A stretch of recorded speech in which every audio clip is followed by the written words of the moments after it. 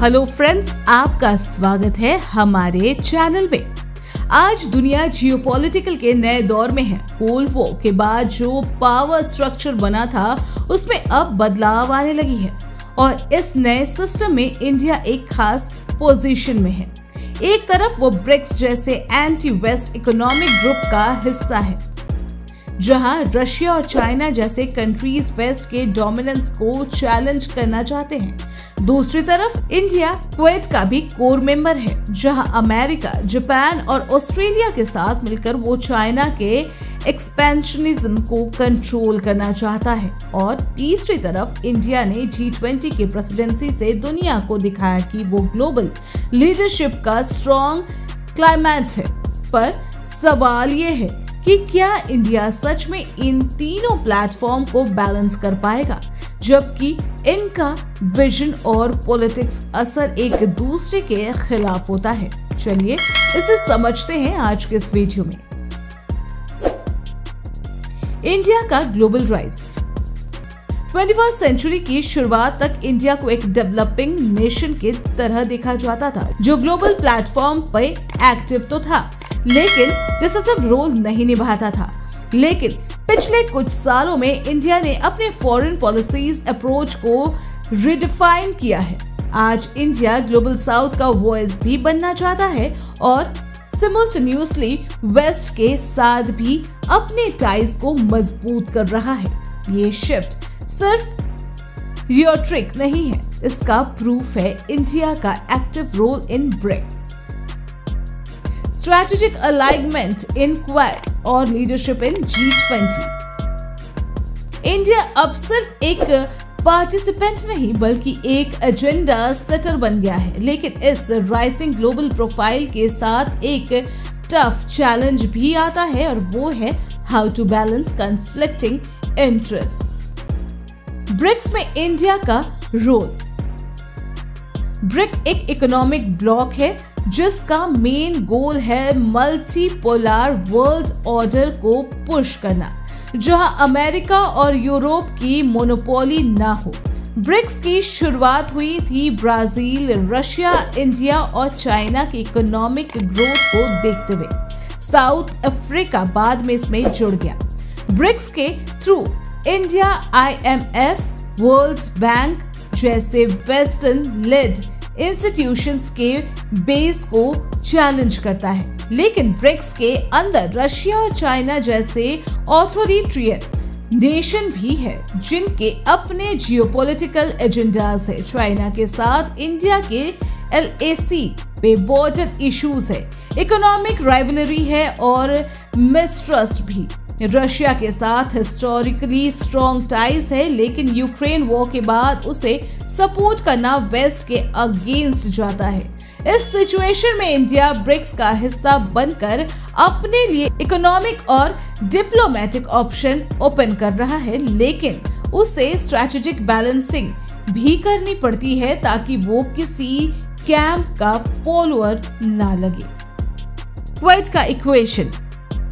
Quad यानी क्वेड्रिटेरियल security dialogue एक strategic alliance है जिसमें इंडिया के साथ जापान, ऑस्ट्रेलिया और USA है।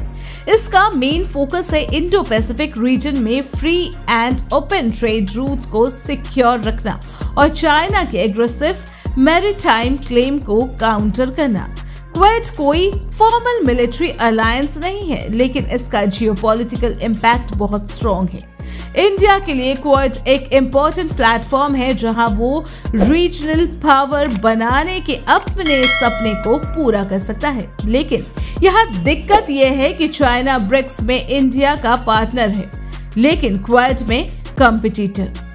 तो जब इंडिया क्वाड में चाइना के खिलाफ चांस लेता है तो वो ब्रिक्स में उसका ट्रस्ट लूज करता है। इंडिया की पॉलिसी यहाँ भी इशू बेस्ड अलाइनमेंट की है, जहां चाइना के एग्रेशन को अपोज भी करता है, लेकिन ट्रेड और रीजनल डायलॉग के लिए डोर्स ओपन भी रखता है।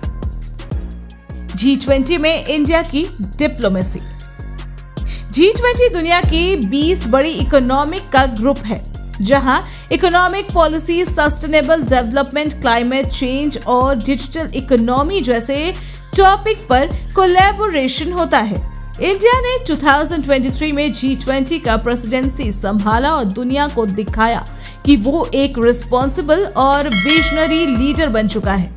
इंडिया ने रशिया यूक्रेन वॉर के बीच भी एक न्यूट्रल और मैच्योर स्टांस रखा, जहां उसने ना तो ओपनली वेस्ट का साइड लिया और ना रशिया का। इस अप्रोच को विश्व बंधु के रूप में देखा गया। इंडिया ने अपने प्रेसिडेंसी में ग्लोबल साउथ के इशू को हाईलाइट किया, जिसमें climate justice, financial inclusion and vaccine equity जैसे टॉपिक्स को लीड किया। यहाँ से इंडिया का ये मैसेज क्लियर है, वो ब्रिज बनने के लिए तैयार है ईस्ट और वेस्ट के बीच, बिना किसी वन साइडेड अलाइनमेंट के। चैलेंजिंग और बैलेंस एक्ट। इतना कॉम्प्लेक्स फॉरेन पॉलिसी बैलेंस बनाना आसान नहीं है। इंडिया को हर प्लेटफॉर्म पर अपने नेशनल इंटरेस्ट को सेफगार्ड करते हुए स्मार्ट डिप्लोमेसी दिखानी पड़ती है। क्वाड में इंडिया का अलाइनमेंट अमेरिका के क्लोज ले जाता है, जबकि ब्रिक्स में वो चाइना रशिया के साथ होता है। G20 में वो न्यूट्रल रोल में होता है, जहां वेस्ट और ईस्ट दोनों उससे उम्मीद रखता है। फ्यूचर में अगर चाइना और अमेरिका के बीच कॉन्फ्लिक्ट बढ़ता है या रशिया और वेस्ट के रिलेशंस और खराब होते हैं तो इंडिया के लिए प्रेशर और बढ़ जाएगा। लेकिन अब तक इंडिया ने अपनी नॉन अलाइनमेंट 2.0 पॉलिसी को काफी स्मार्टली हैंडल किया है, जहां वो किसी भी ब्लॉक में फुल्ली डिपेंडेंट नहीं है, लेकिन हर ब्लॉक से अपने स्ट्रेटेजिक गेन एक्सट्रैक्ट कर रहा है। तो सवाल ये नहीं है कि इंडिया किस साइड पर है। ब्रिक्स में इकोनॉमिक अल्टरनेटिव्स, क्वाड में रीजनल सिक्योरिटी और G20 में ग्लोबल डिप्लोमेसी, इंडिया हर जगह अपनी खास पोजीशन बनाने में लगा हुआ है। ये बैलेंस तभी तक चलेगा जब तक इंडिया स्ट्रैटेजिक ऑटोनॉमी और फ्लेक्सिबिलिटी बनाए रखेगा। आपको क्या लगता है, क्या इंडिया लॉन्ग टर्म में इन तीनों ब्लॉक को हैंडल कर पाएगा बिना किसी ग्लोबल फॉल आउट के? कमेंट में अपना व्यू जरूर शेयर करें और अगर आपको ऐसे डीप एंगेजिंग जियोपॉलिटिकल कंटेंट पसंद है तो वीडियो को लाइक, शेयर एंड चैनल को सब्सक्राइब करना ना भूलें। Thanks for watching.